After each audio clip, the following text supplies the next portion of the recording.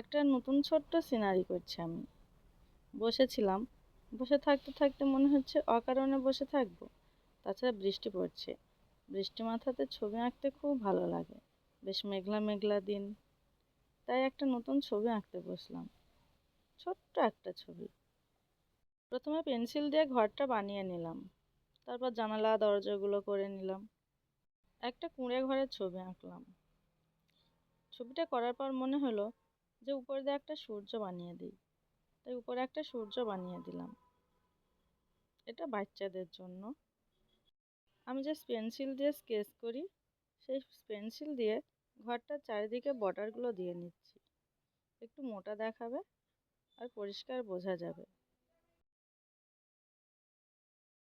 আঁকতে আঁকতে মনে হলো কেবলমাত্র ঘরটাই করব, খুব ফাঁকা ফাঁকা দেখাচ্ছে। সেই জন্য পিছন দিয়ে একটু ঝোপ করে দিলাম।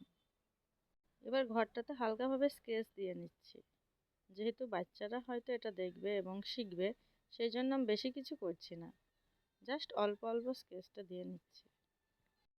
কিন্তু ছবিটা আঁকিয়ে যে রং করবে সে এই স্কেচটা করবে না, তাহলে রং করতে গেলে ছবিটা কালো হয়ে যাবে আর কেমন নোংরা দেখাবে। সেই জন্য যারা রং করবে শুধুমাত্র পেন্সিল দিয়ে আঁকবে। ঘরের দেওয়ালটা যেহেতু স্কেচ করলাম, তাই চালটা খুব ফাঁকা ফাঁকা দেখাচ্ছে, তাই চালটাও একটু স্কেচ করে দিচ্ছি। সব সময় খেয়াল রাখবে যে স্কেচ করার সময় আমি কেমনভাবে করছি। স্কেচ যেমনভাবে হবে, রংটা যে করবে সে রংটাও এমনভাবে ঘষবে। পেন্সিলের যে কালিটা হয় সেটা ছড়ানোর জন্য আর একটা পেন্সিল পাওয়া যায়। আমি যেটা করছি, এটা তোমরা অনলাইনে কিনে নিতে পারো।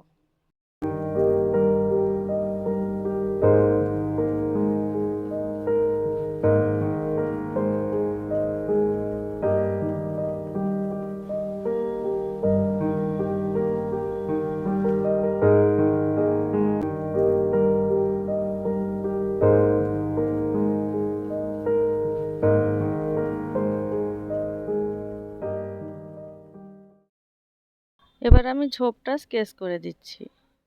ঝোপটা ফাঁকা দেখাচ্ছে, কেমন মনে হচ্ছে, সেই জন্য ঝোপটাও স্কেচ করে দিচ্ছি।